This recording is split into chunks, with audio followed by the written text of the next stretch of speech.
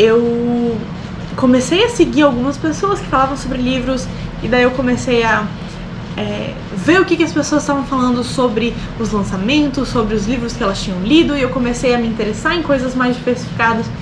Então, enfim, comecei a descobrir novos gêneros e também descobrir novas coisas, ampliar o meu senso crítico, sabe, tudo isso. Minha cabeça expandiu desse ponto pra frente. Comecei a ler coisas muito mais...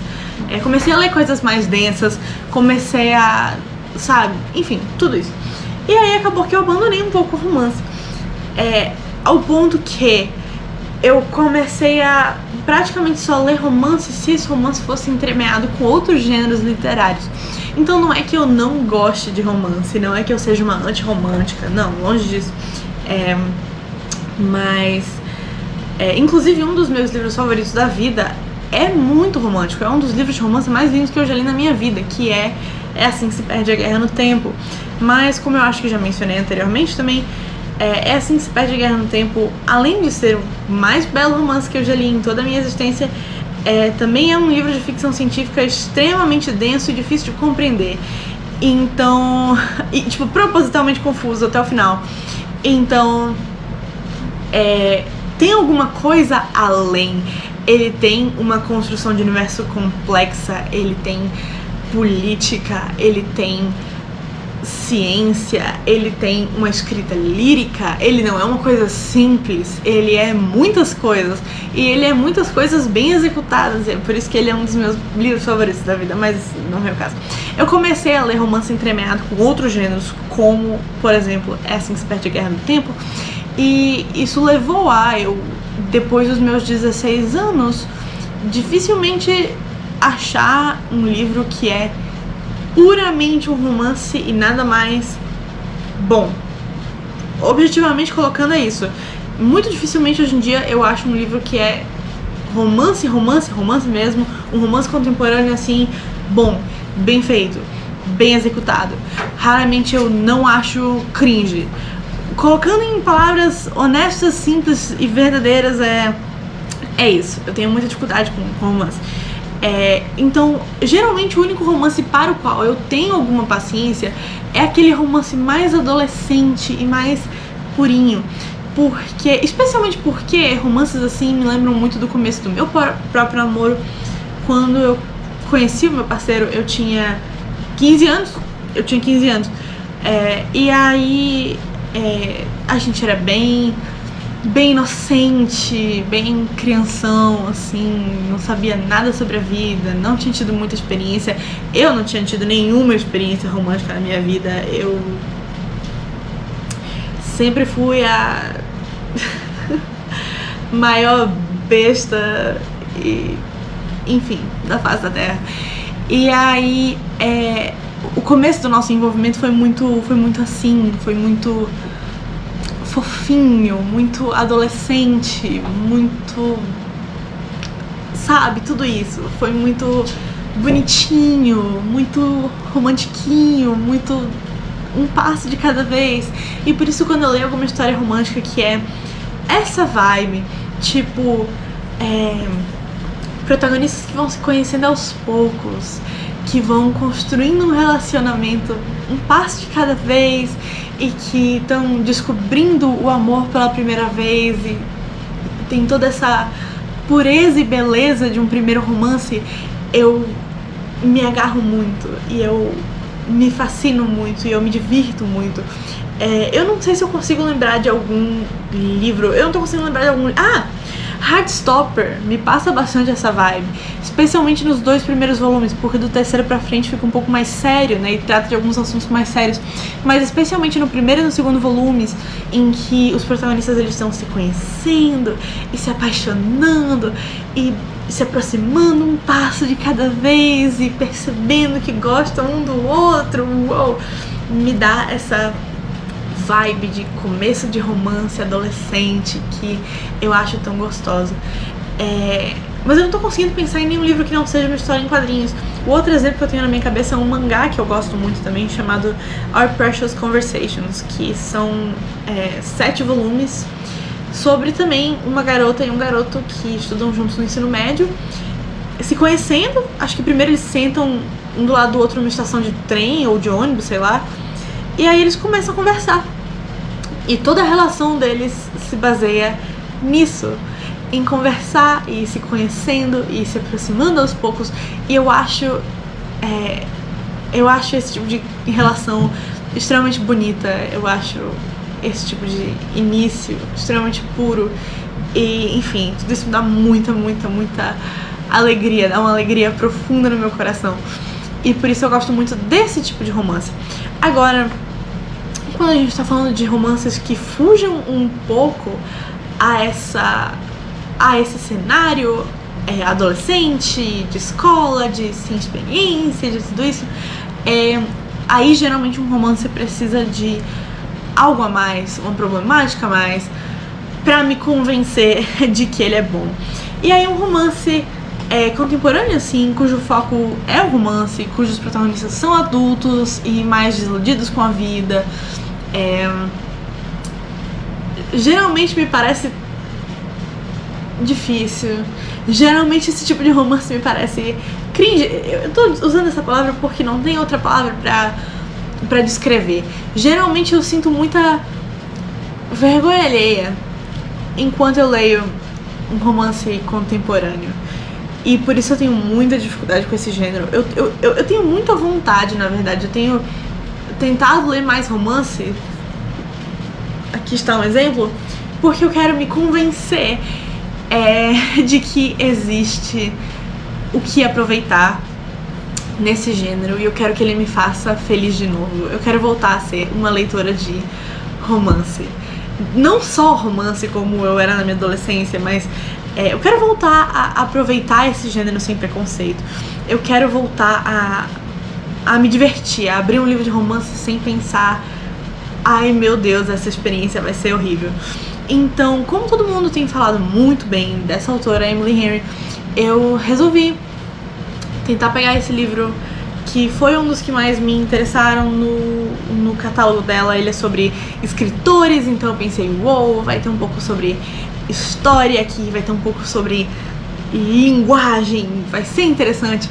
E a premissa é legal, eles estão na praia, e aí eles são escritores totalmente diferentes, que não se gostam, e aí eles tentam escrever um livro no gênero um do outro. Tipo, ela escreve esses romances contemporâneos, não sei o quê, e ele escreve sempre livros macabros e trágicos, e eles resolvem tentar trocar de lugar, e ele se propõe a escrever um romance, enquanto ela se propõe a escrever um livro trágico e triste.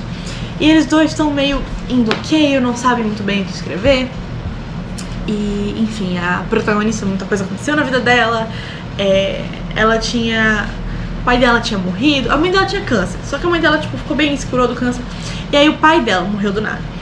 E aí ela herdou uma casa que ele tinha com a segunda mulher dele, descobriu que ele traía a mãe dele, descobriu várias coisas e terminou com o próprio namorado dela, e a vida dela foi pelos ares. E ela tá tipo, tá, eu preciso escrever mais um romance, porque a editora tá me pedindo, em meio a toda essa tragédia e caos na minha vida, o que eu vou fazer? E é basicamente isso que acontece nesse livro. E eu vou me adiantar dizendo que não foi esse livro aqui que salvou a minha opinião a respeito do gênero romance, tá?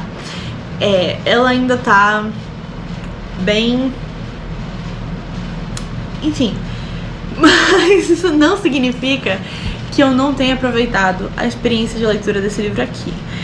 Porque, por incrível que parível, eu gargalhei alto mais de uma vez e eu derramei uma lágrima lendo esse livro. Mas eu diria que esse livro é bom? Não. Mas ele também não é ruim.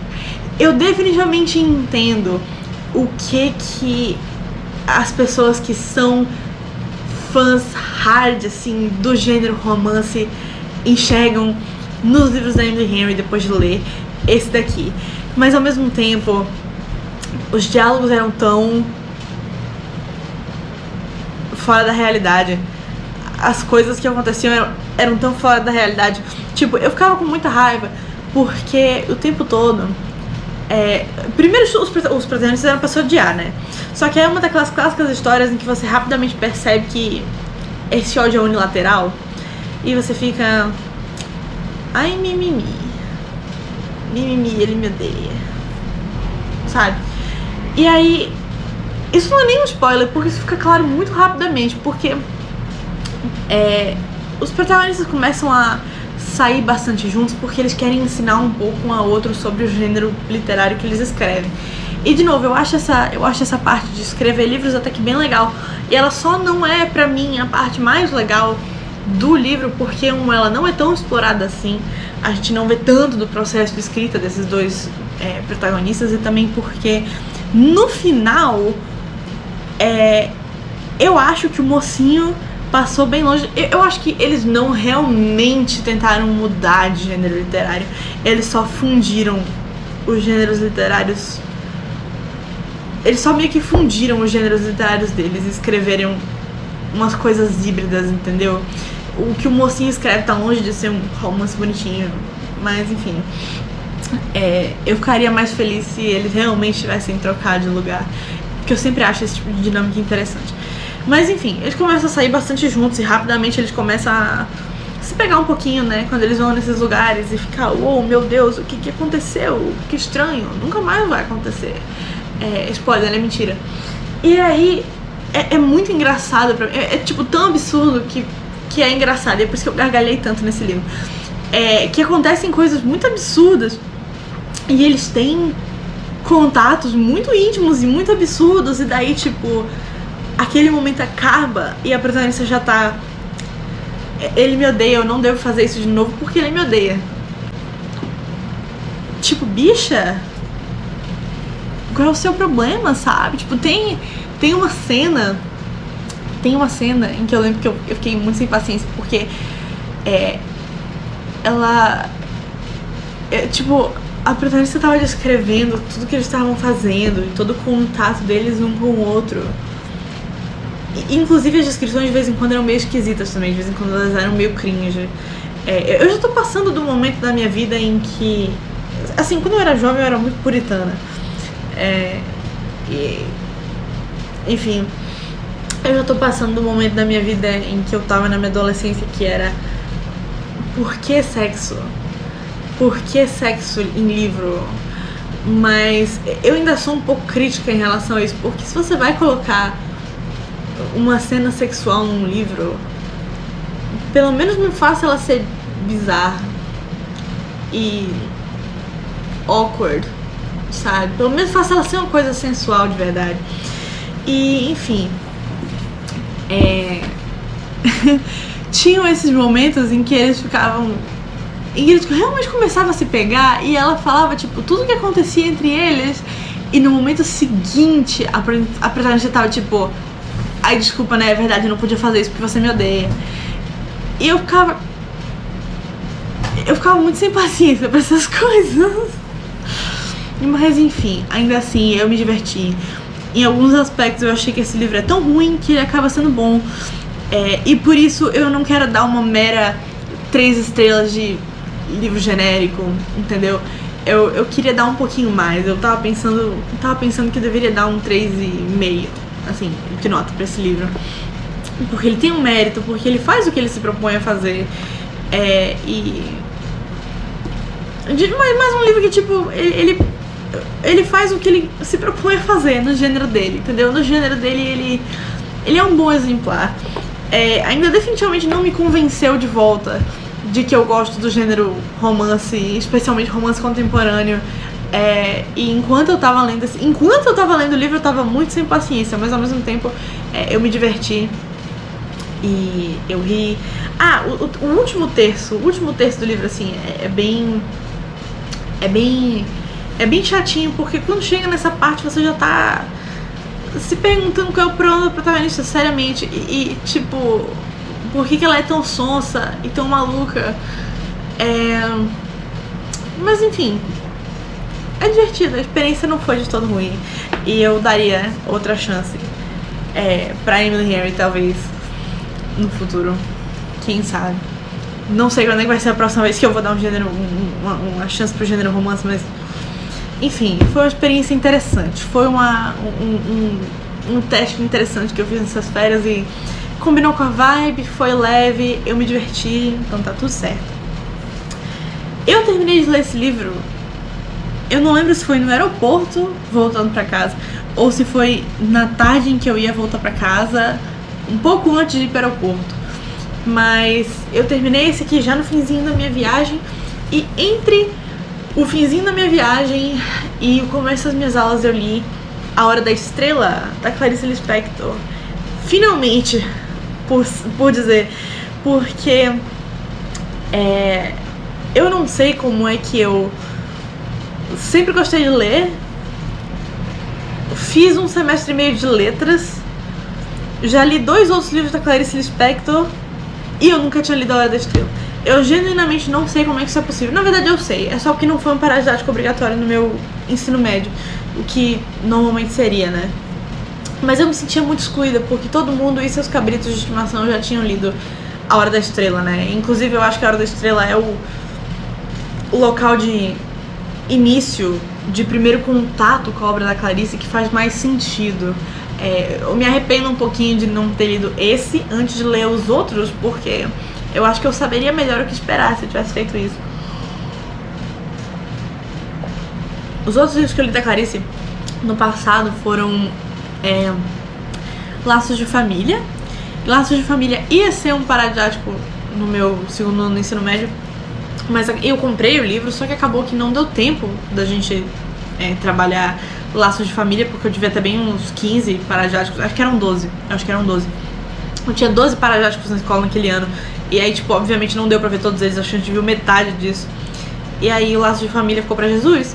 Só que eu li ele quando eu tava entrando na faculdade de letras, porque eu tava com isso na cabeça, eu tava pensando, eu vou entrar pra letras, assim, nunca ter lido Clarice Lispector na vida, tipo... Quem sou eu, né? Eu sou uma vergonha pra minha raça. E aí eu fui lá e eu li Laços de Família, mas honestamente eu não tenho uma única memória de Laços de Família. Eu não tenho uma única memória. E eu não tô dizendo que isso significa que Laços de Família não é memorável. Mas eu não entendi um único A de Laços de Família. Eu não entendi um único A. Eu lembro de, tipo, eu tinha 17 anos, isso foi 3 anos atrás. Foi 3 anos atrás já? Nossa, foi realmente quase 3 anos atrás. Foi no comecinho de 2021. Eu tinha 17 anos e eu não entendi um único A de Laços de Família, nem enquanto eu tava lendo, nem depois de ler. E talvez seja porque eu sou burra ou porque eu era mais burra naquela época, mas eu fiquei tipo... Meu cérebro não registrou nada. Nada.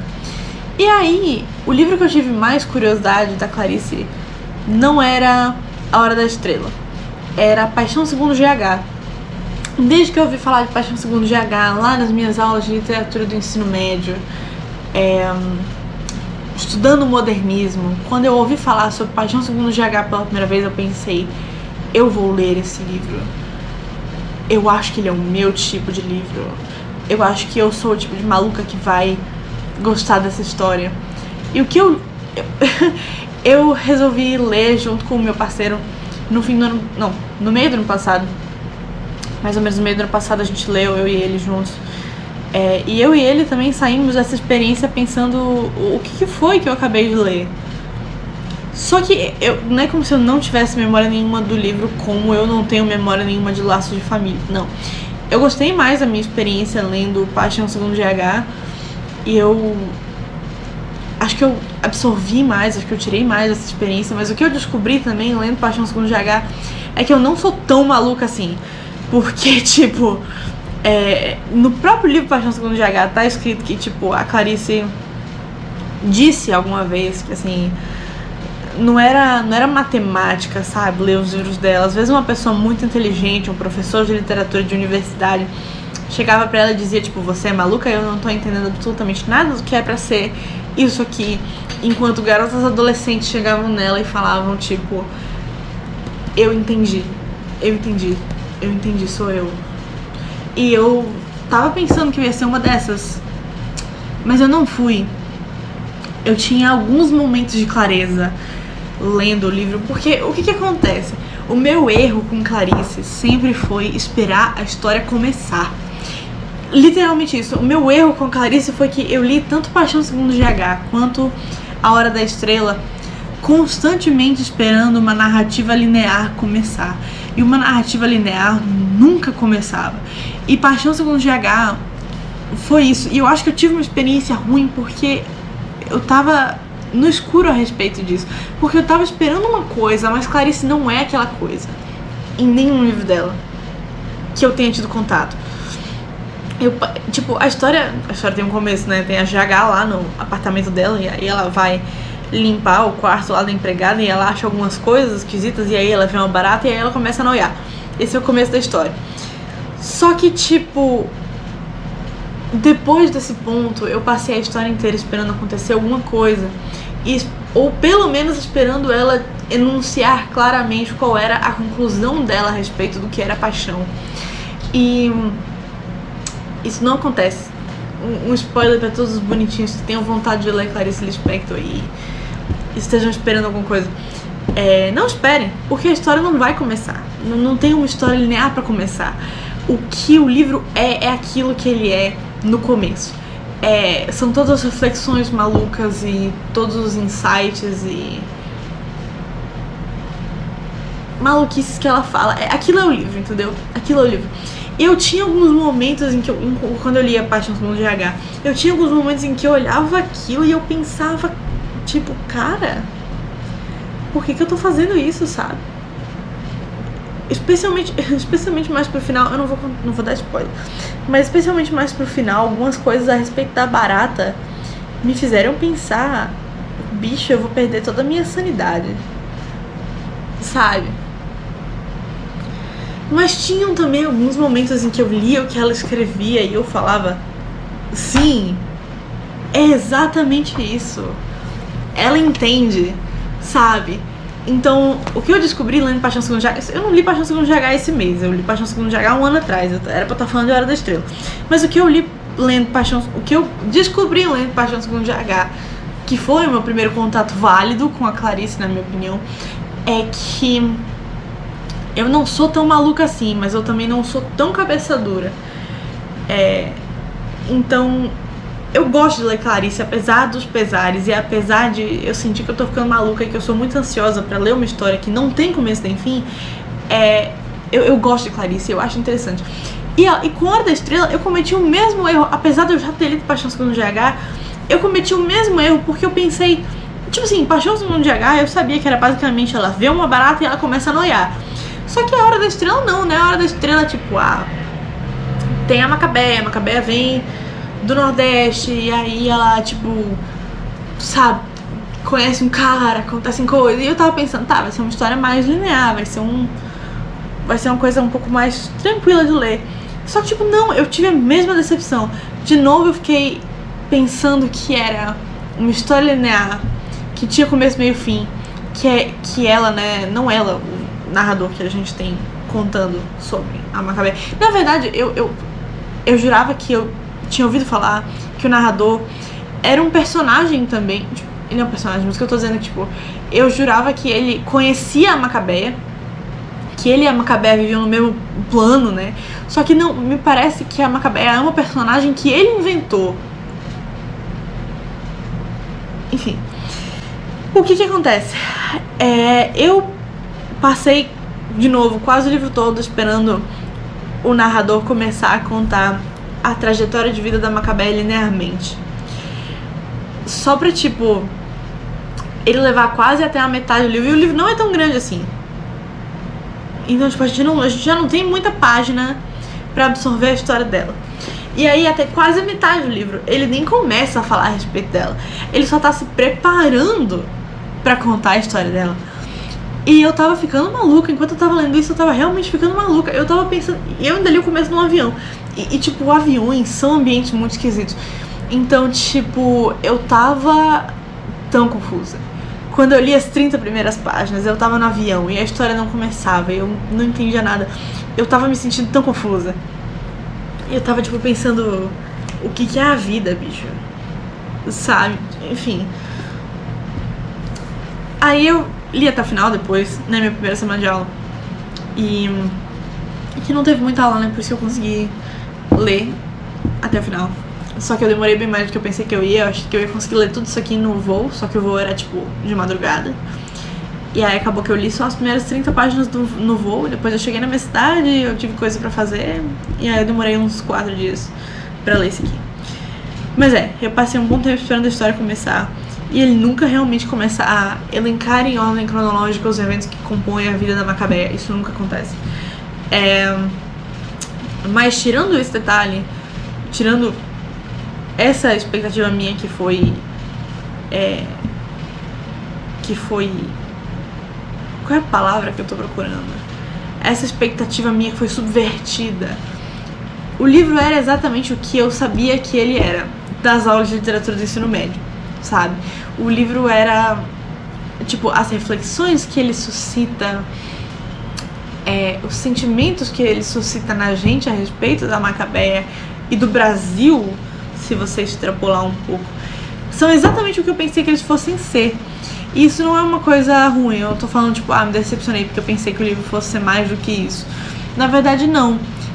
O livro cumpre no plano de reflexões e de papel social dessa história exatamente o que ele devia cumprir, exatamente o que eu esperava que ele cumprisse, e ao mesmo tempo Olha, acabou minha vela. Eu não sei quantas horas faz que eu tô falando já. Ao mesmo tempo, no quesito de formato da história, ele me surpreendeu e subverteu tudo que eu esperava, só do jeito que só a Clarice consegue fazer. Quando eu tive meus primeiros contatos com a Clarice, eu achava que ela escrevia que nem a Lígia, só que hoje em dia eu não acho mais isso. Eu não acho mais comparável a escrita delas duas. Não em muitos aspectos. Mas enfim, de qualquer jeito, eu gostei muito desse livro. E depois de terminar de ler ele, eu fui conversar um pouco com o meu namorado, porque ele já tinha lido, na época da escola, A Hora da Estrela, assim como quase todo mundo que eu conheço. Na verdade, eu me sentia realmente excluída de um clubinho a respeito desse livro aqui. E agora eu não estou mais. Eu estou muito feliz a respeito disso. Mas, pois eu fui conversar com ele a respeito desse livro, e ele disse que ele acha esse livro um pouco não realista. Tipo, eu e ele, a gente achava alguma coisa no livro não tão realista. Só que pra mim e pra ele eram coisas completamente diferentes. Porque eu, meio que, assim, é uma opinião cruel que eu vou dizer agora, e que não tá certa, e que não é válida, e que, tipo, eu provavelmente não deveria ter, e que é muito elitista da minha parte e tudo, mas quando eu tava lendo esse livro eu só ficava pensando o tempo todo: não é possível que exista alguma pessoa tão burra nesse mundo, sabe? Em relação a Macabeia, eu tava pensando, eu sei que existe muita gente ignorante, sem oportunidades, e que vive vidas parecidas com a vida que a Macabeia vive, mas não é possível que ninguém tenha tanta dificuldade de raciocínio quanto a Macabeia tem. E foi nesse quesito que eu tava achando que a história não era muito realista. O que meu namorado discordou de mim, porque provavelmente eu tô errada, mas eu ficava pensando nisso. Esse foi meu único obstáculo em relação a ler esse livro. Eu ficava pensando, não é possível, sabe? Não é possível. Mas provavelmente é. Agora, o que ele achou irrealista, e eu discordo dele, é a parte de, tipo, uma pessoa já vê uma vida toda miserável e já sofrer em tantos aspectos, e aí ainda ser atropelada e morrer jovem do nada, entendeu? Só que a avó do meu namorado literalmente viveu uma vida miserável e morreu atropelada. E quando a gente tava conversando e eu lembrei ele desse fato, a gente ficou, caramba, né? Esse livro realmente quer dizer alguma coisa a respeito da realidade que a gente vive no Brasil. E era com isso mesmo que eu queria fechar. Eu acho esse livro muito relevante. Eu queria que mais pessoas abrissem a cabeça e tentassem entender a importância dele a despeito da dificuldade que a gente tem com ele. Porque eu fico pensando, eu que já gosto de coisa esquisita, tenho dificuldade com a Clarice. Quem não gosta de coisa esquisita e quem, sabe, sente, não, eu preciso de uma narrativa linear, deve ficar extremamente incomodado. Mas eu queria muito que a gente fosse um pouco mais incentivado a abrir a cabeça pro estilo de Clarice, e não só dela, mas coisas diferentes e importantes para esse país, para a literatura desse país como um todo, como por exemplo Guimarães Rosa, que também é difícil. Eu li quase todo o Sertão Veredas. Um dos grandes arrependimentos que eu tenho a respeito da faculdade de letras que eu não terminei é não ter conseguido terminar o Grande Sertão Veredas antes de fechar, sair do curso e ter que devolver o livro que eu tava lendo da biblioteca pra biblioteca da faculdade e não terminar nunca mais. Esse é o único arrependimento que eu tenho a respeito da faculdade, que eu não terminei. Mas enfim, eu queria que a gente fosse um pouco mais... Eu tô fugindo do assunto. Eu queria que a gente fosse um pouco mais incentivado a entender o que essa história quer dizer em todos os seus aspectos. E eu não julgo que eu sou entendedora de todos os aspectos dessa história, mas eu me sinto muito... Eu sinto que é importante, eu sinto que foi importante eu ter lido, eu sinto que essa experiência me engrandeceu, nem que só um pouquinho, e abriu os meus olhos por um instante. Então, enfim, essa foi a minha última leitura. A Hora da Estrela, ou A Culpa é Minha, ou Ela que se arranje, ou Direito ao Grito, ou Quanto ao Futuro, ou Lamento de um Blue, ou Ela não sabia gritar, ou Uma sensação de perda, ou Uma sujeira no vento escuro, ou Não posso fazer nada, ou Registro dos fatos antecedentes, ou História Lacrimogênea de Cordel, ou Saída discreta pela porta dos fundos. E o livro, eu já devo ter me alongado muito, eu não duvido nada que eu já tenha falado por mais de uma hora, mas o livro que eu tô lendo no momento é Amor nos Tempos de Cólera. E eu não quero falar muito, porque eu já falei muito, mas Amor nos Tempos de Cólera é o meu terceiro livro do Garcia Marques.